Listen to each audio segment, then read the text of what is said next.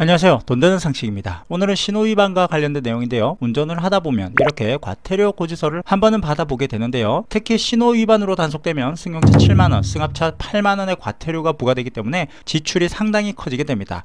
자, 그럼 신호위반 단속을 피하는 방법이 있을까요? 운전을 하다 보면 도로에 이렇게 다이아몬드 표시를 해둔 곳들이 많습니다. 도로에서 가장 많이 보게 되는 표시인데요. 설마 운전하시는 분들 중에 이 표시를 모르시는 분들이 계실까 싶지만 당연한 듯 익숙해서 전혀 생각하지 못했거나 또는 아직 초보이신 분들은 헷갈리거나 모를 수 있다는 생각이 듭니다. 도로에 다이아몬드 표시가 있다면 앞에 횡단보도가 있으니 조심해서 운전하라는 표시인데요. 다이아몬드가 보인다면 미리 전방 앞에 신호등을 주시하는 것이 좋습니다.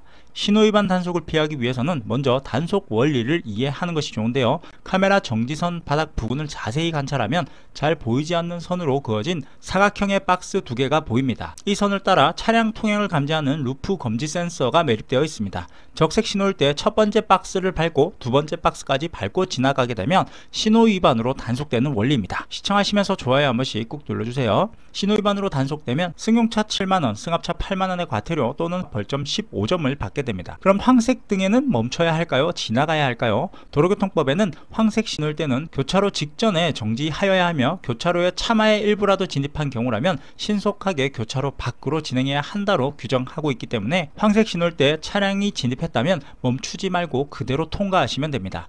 여기서 규정 속도로 지나가게 되면 갑자기 적색 신호로 바뀌면서 단속될 것 같다는 느낌을 받으시는 분들이 분명 계실 겁니다. 저도 가끔 멈추지 못해서 지나가는 경우가 있는데요. 자, 그럴 때는 속도를 조금 올려서 빠르게 지나가면 됩니다.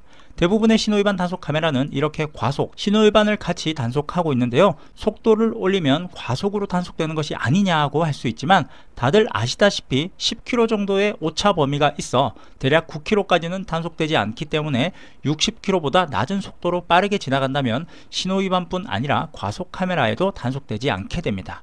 다만 황색 신호에 진입을 하고 적색 신호로 바뀌었다면 클락션을 울려서 차량이 지나간다는 것을 꼭 알려주시는 것이 좋습니다. 50km나 60km 속도로 달리다가 횡단보도 앞에서 갑자기 황색 신호등으로 바뀐다고 급 브레이크를 밟게 되면 뒤에서 따라오던 차량과 접촉사고가 날 가능성이 매우 높기 때문에 다이아몬드 표시가 보인다면 미리 속도를 줄이시는 것이 가장 좋은 방법이겠죠.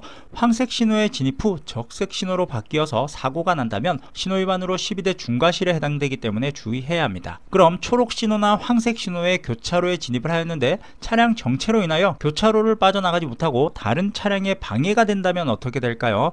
이런 경우가 생각보다 많습니다. 이때는 멈춰있기 때문에 루프 감지 센서에 의해 단속되지는 않지만 꼬리 물기에 해당되면서 승용차 5만원, 승합차 6만원의 과태료 또는 벌점 15점이 부과될 수 있습니다. 그럼 단속이 된 것 같은 찝찝함이 남아있다면 빠르게 확인할 수 있는 방법이 있는데요. 경찰청 교통민원 24 이파인에 접속을 하셔서 최근 단속 내역에 들어가시면 본인 차량 조회를 통해 빠르게 단속 여부를 확인할 수 있는데요. 단속 시점으로 2-3일 정도 지나면 단속 여부를 확인할 수 있습니다. 오늘은 신호위반 단속에 대해서 알아보았는데요. 오늘 내용 참고하셔서 안전운전 하셨으면 좋겠습니다.